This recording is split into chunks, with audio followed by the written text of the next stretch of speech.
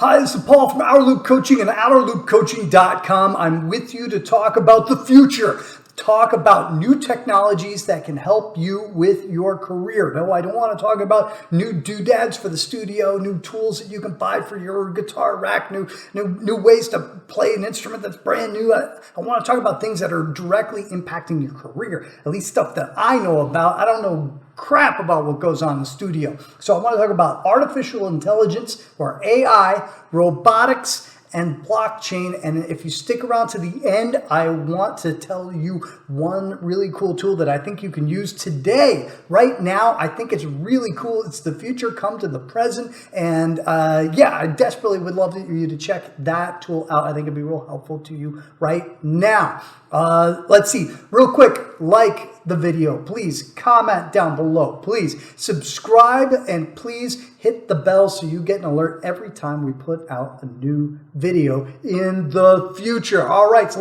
let's talk about it. Before we talk about the future, we kind of need to talk about the past, because the past is what informs the future. Now, real quick, if you were to go and listen to old recordings from like the early 20th century, as soon as they were able to turn on something that recorded something, what you're going to hear generally, especially when it's in a theater, is you're going to hear opera.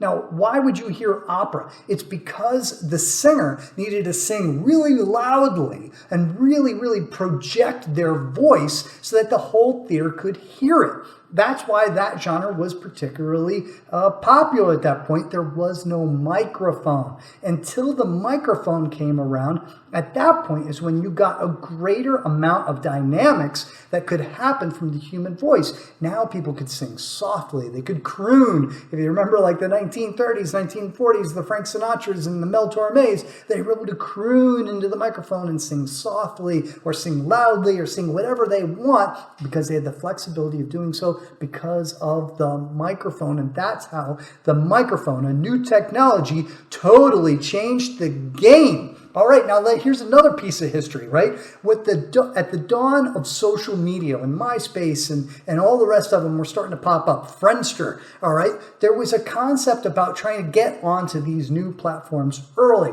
And then as the platform grew, you and your brand or your band would grow with the platform. You'll often hear people talking about how I was early to get to YouTube. I was early to get to MySpace. When they were able to work that platform really effectively, as the platform grew, they grew as well. So let's take those two concepts and combine them, right? So when you see a new technology that's popping up and it looks interesting or exciting to you, imagine other people are going to find it interesting and exciting as well. Get on that platform, because it just may change the game, like the microphone changed the game for music, and it might just make it so that you are early on that platform, and as that platform grows, you can grow with it. Let's start with the first one. It's artificial intelligence. Now, you're seeing this every single day on YouTube, on Spotify, on Netflix. What happens on Amazon, right? When you are on those platforms and you are searching for something, or if you are clicking on something and then it tells you, hey, you should check out this stuff as well, I think you'd like it. When you're looking at Spotify and you get those really cool playlists, your daily mix list and things like that, as a user, they are suggesting songs that they think you will like based on what you've listened to, liked, followed in the past, right? So let's flip that upside down so you can see that from the artist perspective. How do you utilize AI to increase your audience on platforms like Spotify? First thing you need to do is get yourself on tons and tons and tons of the manual playlists that are made. Increase your follower count by promoting your Spotify platform on your social media platforms, making people know they need to follow you, right? Use your profile, use a really great image, and use really great bio, that when people do come to your Spotify profile page, they are encouraged to follow you there. The more follows you get, the more times your songs get on playlists that are created by people, the more times that AI thinks that when somebody likes a song on one of those other playlists, or follows other bands, just like that new follower follows other bands besides you, and it sees those connections. Now the algorithm, the AI, is now going to look for other people of which like a lot of things that these other people like, but they don't like you yet, and they're going to want to stick you in because they think that you are their missing piece. That is a new fan that just needs to be introduced to you, and the algorithm will try to insert you into it. That is how the AI works on Spotify. It's similar to YouTube. It's similar to everywhere else, right? So utilize that on Spotify, utilize it on YouTube, and look for opportunities where other services, websites, etc., are making these kinds of suggestions, suggested artists, suggested songs, suggested albums that you can utilize this power too. When they're new at it, that algorithm just needs information to be fed to it, and you should be giving that information as best you can. Build your audience on these other platforms on the same way that you should be building your audience on Spotify. All right. What was the other thing I was going to say about this AI algorithm?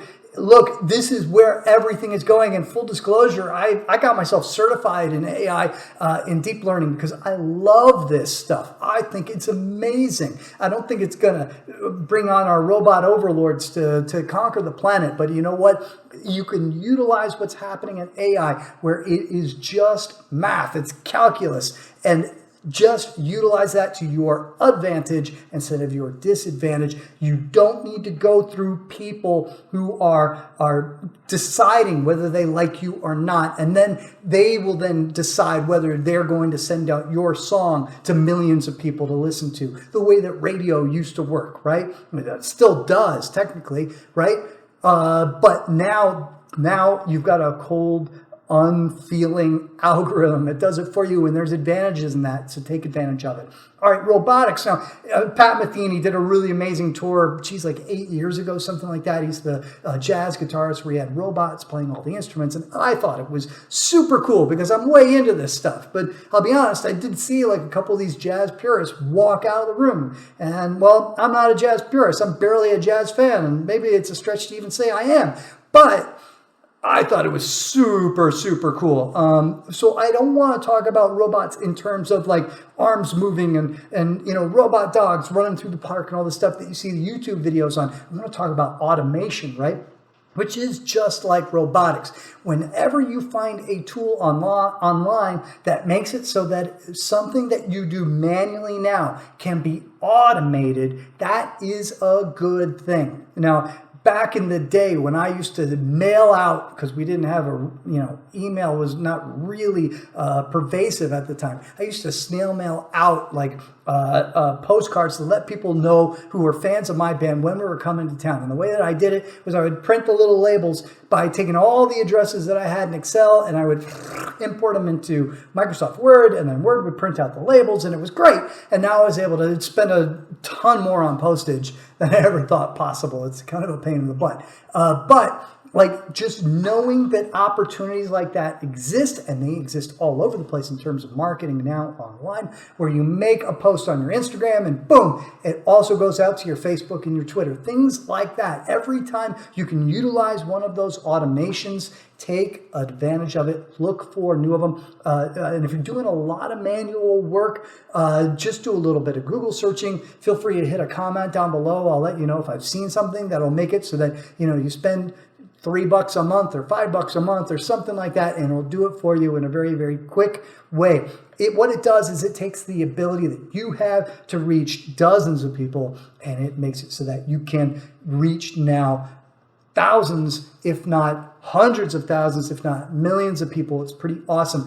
One great example of this is email automation. I'm a huge fan of email automation. Over my head right here, click the link and you can check out an email autoresponder that I use, that I am a huge fan of. I think it's amazing and be great for your band. And I even have a really cool thing down below in the description where it's like the first template that you need to use in this email autoresponder, so that what happens is when somebody signs up for your email list. You do not have to reply to them. The autoresponder replies to them automatically, and then it sends out a series of emails that are perfectly timed every 2 days, 3 days, whatever it is, to let people know what they need to know and when they need to know it. And you can do all sorts of really cool things with the email autoresponder, where if they click a particular link, they get an email at any point you want the next day in 5 minutes. At that moment, they click the link, they get into another new funnel of really, really cool email sequences. It's just, the technology is too awesome. That's all I'm saying. It's too awesome. So check that out. My last one, my favorite, blockchain, right? Full disclosure, I own a little bit of Ethereum. Ethereum is a really cool blockchain currency, cryptocurrency. You are probably familiar with Bitcoin. You've at least heard of Bitcoin. Litecoin, there's dozens and dozens of them nowadays, right? They work on a system called blockchain. Now, if you want to know more about blockchain, click this link over my head. It's a video that describes it. It's not me, it's somebody who knows their stuff and is a lot smarter than I am. But in short, what it is doing is it is checking to see when you want to send or receive any of this cryptocurrency.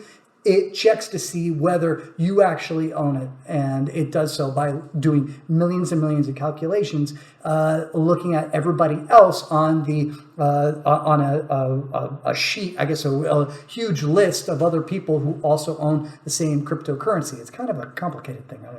That's going to describe it so much better. All right, so blockchain is going to be really, really cool, especially for things like the publishing, the world of publishing. This is just at the beginnings of it. People are trying to do it. It hasn't really caught on yet, but watch, because it makes so much sense that it can't be denied for long. What will happen is where you record a song or you write a song, let's be more specific, you write a song and you want to grant certain rights. Like, for example, you don't want it to be used in political campaigns. You don't want that song to be used in a soap commercial. You don't want that song to be another thing, used for advertising, say, firearms or something like that. But you want to make it available that anybody can cover the song on YouTube for free. That would be cool, right? Or you want it so that if somebody wants to use it in a commercial, they have to pay you this much money, and that's all there is to it. If it goes on television, and something else if it plays before a movie, and something, all those sort of rules that you want to put into the song. Not to mention that every time somebody does something with the song, it doesn't need to be manually checked, doesn't need to be verified. It is automatic because of that ISRC code, and booyah, you've got money showing up to you, or booyah, it's not being used in a way that you don't want the song to be used. It's really, really cool. So look for examples of that being really, really effective in growing, and see whether the big publishers out there start to adopt it themselves.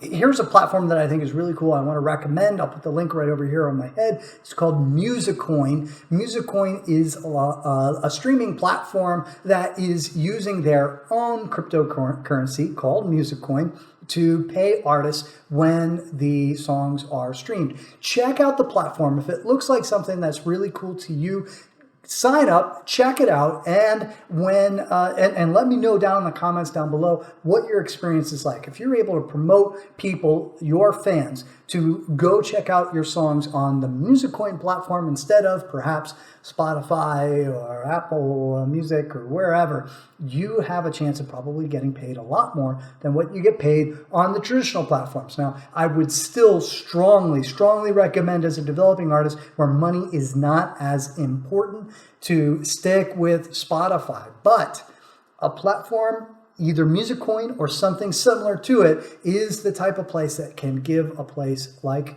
Spotify a run for its money. And if you're releasing an album, it really doesn't hurt to make sure that DistroKid is getting your songs out to all of the traditional streaming platforms, and then just put in a little extra effort and get your music out on a platform like Musicoin and some of the similar ones. Because if those platforms were to grow, you will grow with it. All right, so this is Paul from Outerloop Coaching, outerloopcoaching.com. I'll see you in the next video. Remember, visit our website, sign up for our really cool free stuff. We've got like PDFs and ebooks and all sorts of things.